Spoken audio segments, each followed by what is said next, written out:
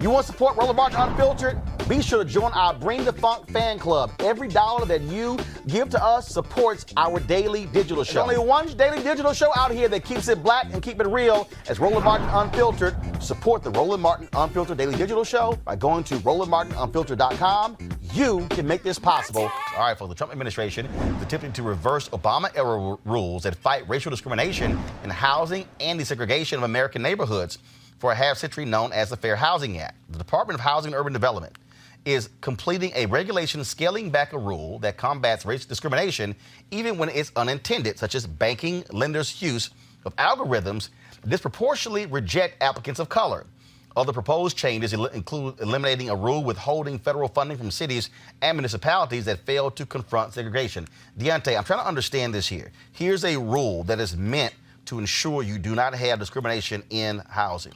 One of the first things Republicans did when Donald Trump became president was they also overturned an Obama-era rule that was about ending discrimination against black folks when it came to buying cars. Why are Republicans so concerned about repealing or rolling back efforts that are meant to end discrimination against black people? Well, for starters, this is all about hypotheticals. I read the article, and the article is on what the banks would do. It didn't say what the banks have done, it's what the banks would do, or we're estimating on what the banks would do. Actually, the point of the law was, the point of the regulations were put in place because of what banks did. But we're talking about what they would do. Not what they've done. No. It was put, it was what put, they would do under this law, it was put in place because of what banks did. This is removing it, which means banks could go back to doing what they were doing before. But the purpose of the rollback was because of some discrepancies within where they talked about the size, where they talked about population. There was some things that was not taken into account in the Obama administration that's why they rolled it back. No. Yes. Yes. No. They're rolling it back because Republicans don't like regulation. It's called deregulation. The same reason why they voted to roll back the rules that targeted discrimination against black folks in buying cars. I'm just trying to understand, if Donald Trump so-called loves black people, and black people are doing so well under Donald Trump, why are you rolling back laws intended to end discrimination against black people? Are you defending that? Do you support this effort? I think it's like I said, as I said before, it's an article that's taken out of content. No, I'm asking It's an article that. But it's an article that is take it out of content. You mean context? Yes. Okay, so put it in context then. Is that there was discrepancies within the Obama rule. Okay, they did not take into consideration of population size, which causes problems for places like New York, causes problems for places like Chicago and all of our bigger cities. He about to pull something up on you, by the way. Go ahead, Scott. Go ahead, Scott. What I've never if you look at the article, it's hypothetical. I want to talk about the National Community Reinvestment Act, which is the banking regulation that's been in place that requires developers, investors, businesses, and banks who bank to them, banks to reinvest in challenged communities and communities of color, and that's going to be rolled back, or there's a proposal to roll that back. What I've never understood about Republicans is that this Reinvestment Act not only generates revenues for banks, but it also generates community and economic empowerment to generate revenues and jobs and job training and business growth in our most challenged communities, which strengthens the American economy, strengthens everyone who's a part of that investment deal, and strengthens the banks in our communities of color. And Republicans are against that, which means that you can't. There are other issues vis-a-vis whether it's race-based or not. Right. But if it helps, if it's a rising tide and helps everyone in the American economy, then you're left with, well, I just don't want people of color to do well. I'm trying to I only want people that look like them to do well. Deontay, I want you to answer this, and Mustafa wants you to come in here. This is from Politico 2 days ago. Sure. The Consumer Financial Protection Bureau has proposed cutting back on collecting data that helps track discrimination in the mortgage market. You support that? No. I don't support discrimination at all. Hold on, but that's however, hold on, that's a part of these rollbacks, though. I don't support discrimination at all. However, no, but this is part of the rollbacks. However, the article that was provided. So that's talks about a hypothetical. So hold up. Hypothetical. So that's the only article you read? No, I read other articles. Okay, but well, it talks about hypothetical. How can you prevent redlining if you don't have the data? I mean, right? How? Mustafa. I mean, look, you deal with this again. Yep. The Consumer Financial Protection Bureau, Yep. which Donald Trump has gutted since he was president, has proposed cutting back on collecting data that helps track discrimination in the mortgage market. That's according to this Politico story from January 25th. Go ahead. Yeah, I mean, this is really simple, and I don't know why Republican brothers and sisters don't get it. Maybe they do get it, and the reason they're moving forward. This is an attempt to limit power inside of communities. If you are able to garner real estate and build wealth, then you can strengthen your communities. If your communities are strengthened, then they no longer have to deal with all of these other types of things that are going on. They can focus on voting. They can focus and have free time to be able to attend meetings, all these various things that actually help to hold people accountable. And here's the other thing. Since you wanted to raise President Obama's name, so since President Trump has come into office, last year there were 4 million housing discrimination cases. And every year since he's come in, it's increased by 8%. So let's talk about that for a second. If folks are actually trying to do the right thing and help protect folks. So you can go ahead and Google that. Also, answer this, Deontay. This is from the same Political story. The Act, this is the Fair Housing Act. The Act outlawed discrimination in housing. It also required communities to work to end segregation. But a government audit in 2010 found that HUD's enforcement of the law was largely ineffective. Obama addressed that in 2015 by requiring local governments to track patterns of poverty and segregation with a checklist of 92 questions to gain access to federal housing funds. That's what Trump wants to roll back. There's him and being cautious, like, nah, you don't need to fill the form out. So, to Scott's point, how do you know there's discrimination if you aren't tracking to find that out? So, in essence, forget all the data, no need for any of that. It's just gonna happen. How do you do that if you don't have the data? We should have the data. I am not saying that there should not be data. Okay, Deontay, I'm confused. I'm not saying there should be data. You're saying it shouldn't be, but the rollback is to stop collecting the data. What I'm saying is when we talk in percentages of the bank, when we're talking about the banks, that's all a hypothetical. That's all I said was that it's a hypothetical of what the banks could do. No, it's not. We literally have 100 years of history. Did you have a problem buying your house? Hell yes, I did. Hold on. See? Here we go. See, here's the deal. About? Deontay, here's about? what you do. Never ask a question the ass don't know the answer.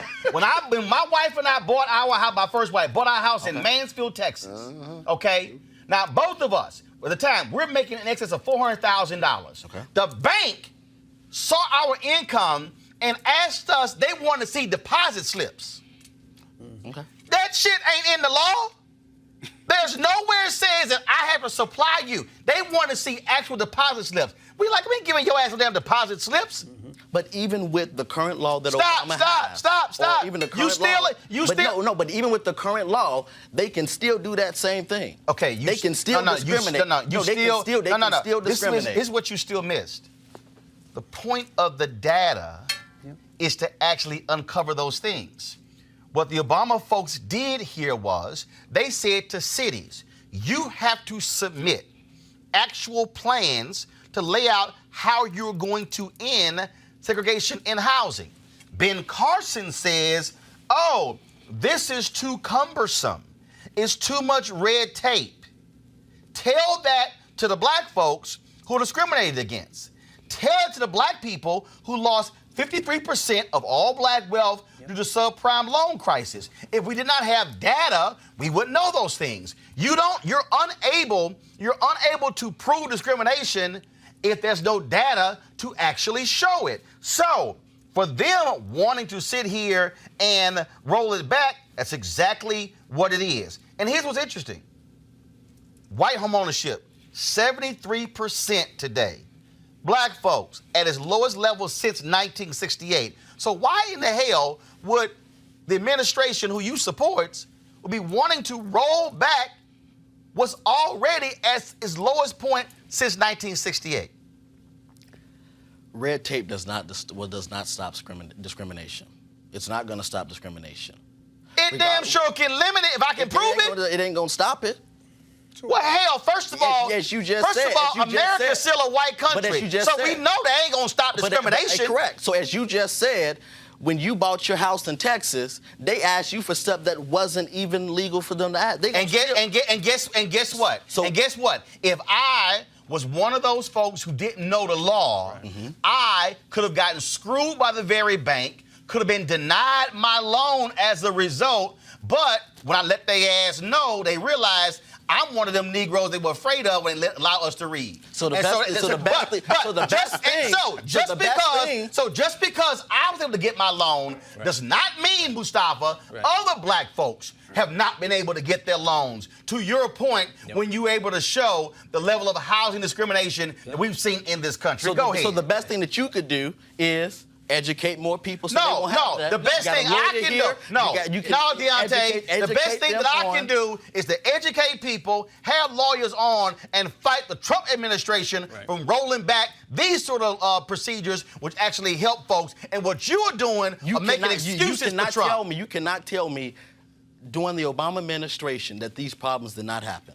Dude, let me read again. But you cannot. Hold on, stop. Let me read slower. You can read slower. But you cannot tell me that those problems did not happen under the Obama administration. Slower. You cannot tell me that people was not discriminated when they went to the bank for the loan. I'm going to take my time to read this. Read it. The Fair Housing Act outlawed discrimination. Let me go to a paragraph earlier. Obama tried to add teeth to the Fair Housing Law, which passed in 1968 within a week of the murder of Martin Luther King Jr., as deadly riots swept through largely black neighborhoods in cities across the country. The act outlawed discrimination in housing. It also required communities to work to end segregation. But a government audit in 2010, Obama had been president since January 2019, let's say 2008, found that HUD's enforcement of the law was largely ineffective, meaning that from 1968 to 2010, HUD's enforcement of the Fair Housing Act was ineffective. Quote, Obama addressed that in 2015 by requiring local governments to track patterns of poverty and segregation with a checklist of 92 questions to gain access to federal housing funds. Now, allow me to translate. What that means is Obama said, wow, here we have an analysis that's saying the laws have been ineffective. So therefore, we're going to put something in place to strengthen the Fair Housing Act of 1968. It's in 2015. Here we are in 2020, and for the last 2.5 years, Donald Trump and Ben Carson have been trying to roll that back because, as Carson said, quote, Carson called Obama's system too burdensome and said last year that it was actually suffocating investment in some of our most distressed neighborhoods. This month, he moved towards scrapping the tracking system with a proposal that doesn't include the term segregation. Now, please explain to me, how will you be able to ascertain if there's segregation in housing if you strike the word segregation and you get rid of the tracking system to actually track segregation?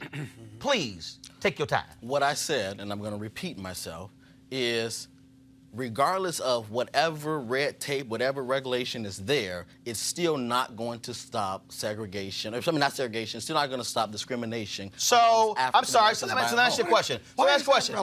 So do you want to, so your argument is that because discrimination will never be stopped, we can't lower it? No, but we can't lessen it? But what you're saying we can't bring it down? But we need to fight to make sure that it's stopped in much way we can. But what I'm saying is, you saying, and this article is saying, is that because the Trump administration removed the red tape, or because the Trump administration removed the regulations, that it's going to cause an uproar and the banks are going to start discriminating against black people again. I'm sorry, Mustafa, Scott, do we not have history documentation. When, since do we not have, first of all, Deontay, since let me just open a straight up can of whoop ass on your argument. Go ahead. When the Shelby v. Holder decision came down from the Supreme Court and they gutted Section 4 of the Voting Rights Act, Scott, what did Republican legislatures do all across the country? What did they do? Start suppressing the vote. Suppressing the vote. Polling Voter ID. stations, Gerrymandering, closing polling locations. If you have the Since wrong information, Shelby v. Holder, registration got 1,200 thrown out. voting locations across the South have been shut down. Why? Because after Shelby v. Holder was gutted, you didn't have pre-clearance of the Department of Justice cleared any election changes. So what does that tell you, Deontay? There's history. So when Republicans, when the law was eliminated, Republicans quickly moved to disenfranchise black people. There's your history lesson for today. Scott, final comment. Well, I think you said it all, quite frankly. But what difference does it make whether it happens under Obama or under Trump? It's wrong. Let me give you a better argument for you as a Republican. I don't mean to be offensive. I'm a business Democrat. You don't like the 95 questions you got to go through, that's red tape and stuff. Why don't the Republicans not end it, but why don't they amend it? Why don't they argue that we don't need 95 questions, let's ask 40 questions or even 30 questions, because we recognize discrimination exists, but let's narrow it so we can be more efficient with the data and take some of the burdensome off businesses, black, white, yellow, brown, Democrat, or GOP. That's a much better argument, and you wouldn't have the whoop ass he's opening up if you said let's amend it to reduce the red tape. When you take the red tape away, though, and you say the regulations are out of sync or unnecessary, you then know that the reason the law was in place was because of what banks and regulators did before the regulations were in place. So it's logical that if you take the regulations away, then that bad behavior, that discriminatory behavior is most likely going to return. Why take the risk? Why not keep the regulations in place and strengthen them? Unless you just don't believe, not you, but the GOP just simply doesn't believe that racism exists anymore. That when Trump looks at me, he sees a person, he doesn't see the color of my skin. I know you don't believe that, but my point is the Republicans could do a lot with African American voters if they would speak to our issues. They speak against our issues. And so that's why you'll always be in the position you're in and in a minority position within the GOP. And whenever I hear GOP, black Republicans talk about the Democrats using black people, I think, well, what is the GOP doing with GOP members like you? And in fact, Scott, they're using you worse. And in fact, Scott, this is not just in HUD, Mustafa. They also want to roll back the rules governing the Community Reinvestment Act. I just said that. I mean, and so again, which strengthens the economy. Right. I'm trying to understand. To your point, I agree. I agree that we can lessen. I agree. He gonna run with that argument. I gave it to him. No, but I agree. I agree. I feel sorry for him, Roland. No. But it's not even that, because I still think there's too much regulation. Okay, I do too. I mean, listen, I got it. Hold on. See right there. See, Mustafa, you know what I discussed this yesterday. There's nothing worse than the bullshit argument. I think there's too much regulation. First of all, that's a bumper sticker slogan. You know what? I said it yesterday. We saw a press conference of the National Transportation Safety Board, where the NTSB said they made a recommendation when it came to requiring helicopters to have a system that's able for them to ascertain topography when they're flying. Right. FAA said no need for it. So what did they say? If that device had been on the helicopter of Kobe Bryant, they would have been able to detect when they were getting near a mountain. Right. Yep. All right? So what Republicans always yell is, we don't like regulation until something happens, until a bridge collapses, until something blows up, until somebody gets killed. And what's the first thing Americans say? Where were the regulators? Right. Where were the regulators? And so Donald Trump is slashing regulations all across the board. And you're in environment, you're seeing it, how fossil fuel companies, They don't give a damn about water, lakes, the air, you name it. They say roll back everything, big business, do whatever you want. But then all of a sudden, when something happens, well, why didn't we have any regulation? Right. Because the people who yell, we have too much regulation, cut regulations. Exactly. We need regulations. That's where you have accountability. That's where you have enforcement. And here's the thing, too. So I've been working on policy for a long time, and I used to lead 17 federal agencies, so I can talk pretty well about at least 10 to 15 of them.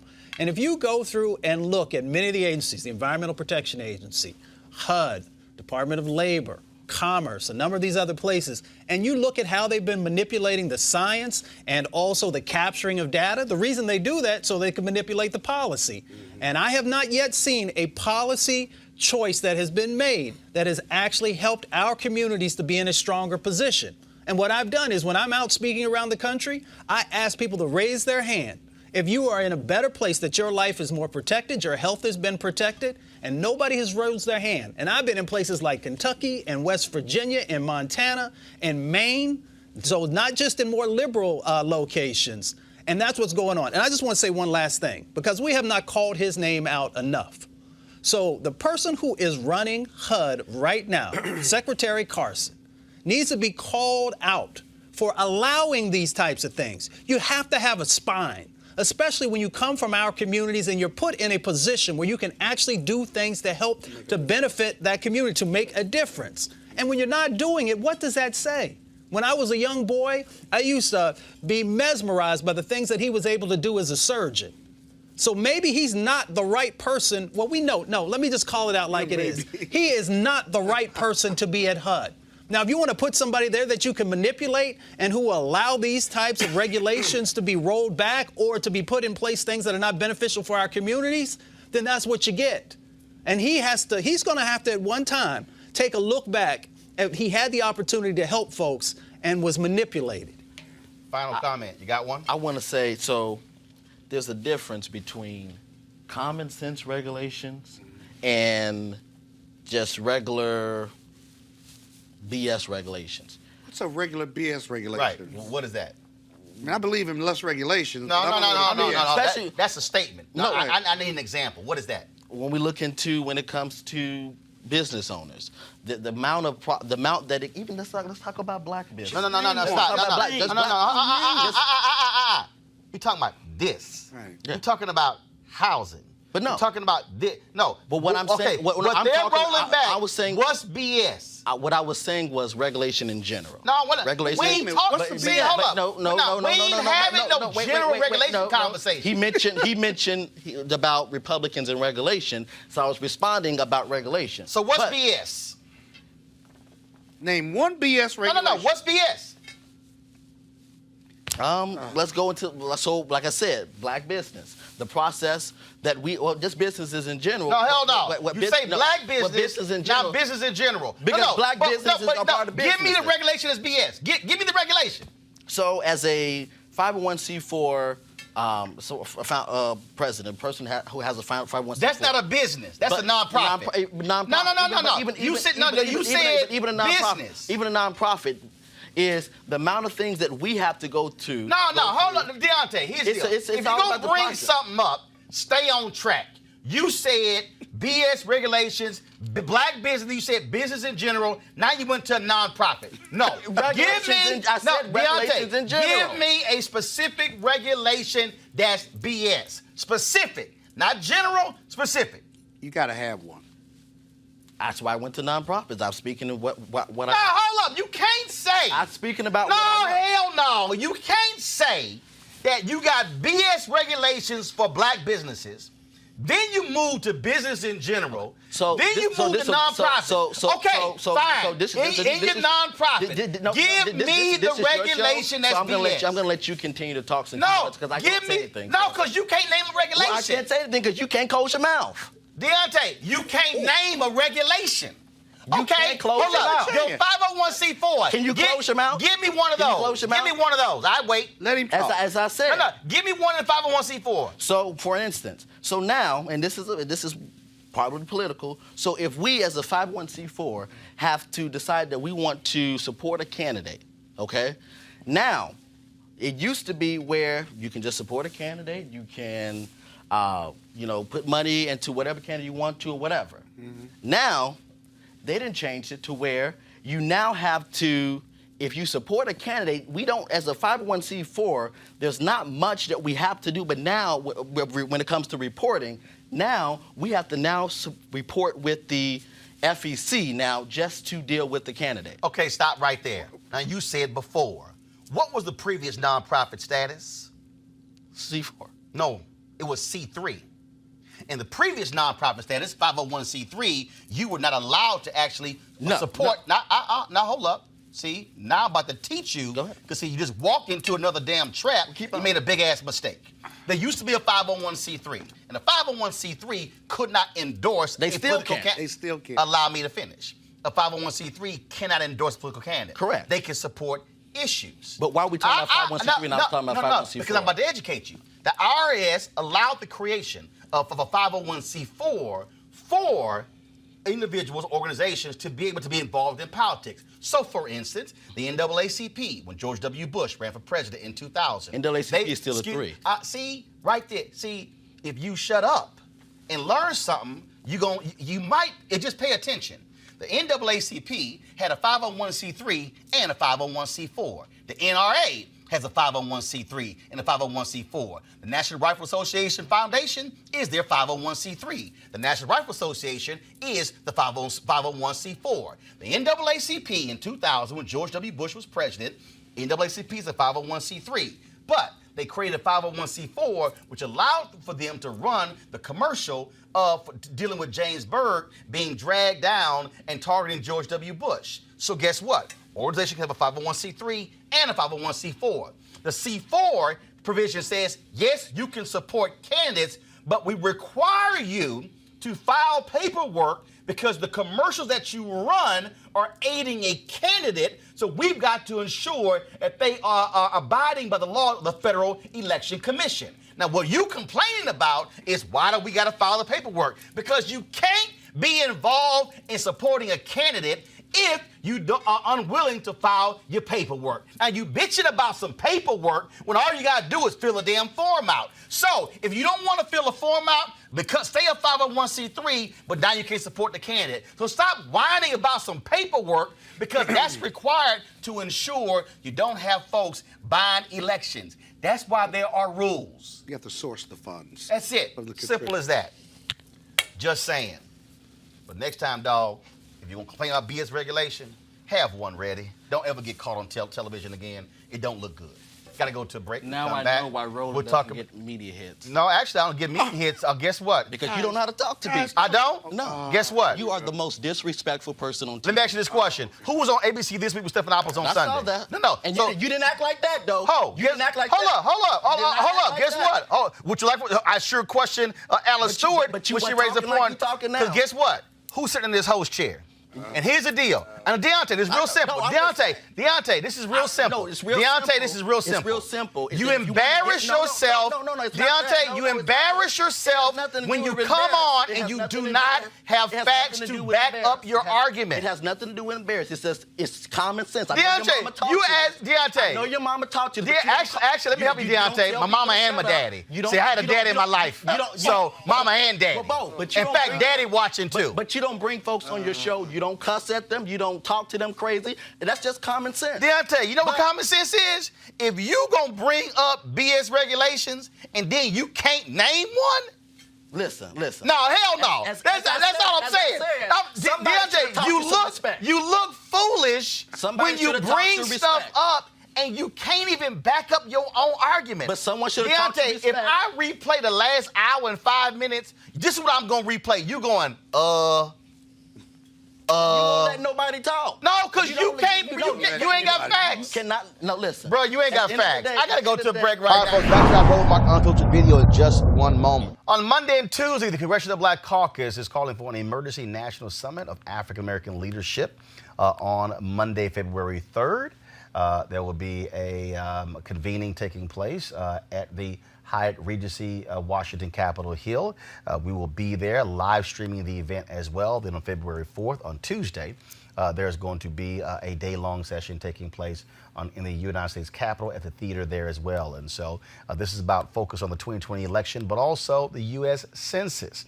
And so the Congressional Black Caucus Political Action Committee will be holding the event on Monday, and the CBC will be holding the event on Tuesday. For more information, go to cbc.house.gov/2020 Summit. That's cbc.house.gov/2020 Summit. Now back to your Roland Martin Unfiltered video. You want to check out Roland Martin Unfiltered? YouTube.com/Roland S. Martin. And subscribe to our YouTube channel. There's only one daily digital show out here that keeps it black and keep it real. It's Roland Martin Unfiltered. See that name right there? Roland Martin Unfiltered. Like, share, and subscribe to our YouTube channel. That's youtube.com/Roland S. Martin. And don't forget to turn on your notifications so when we go live, you'll know it.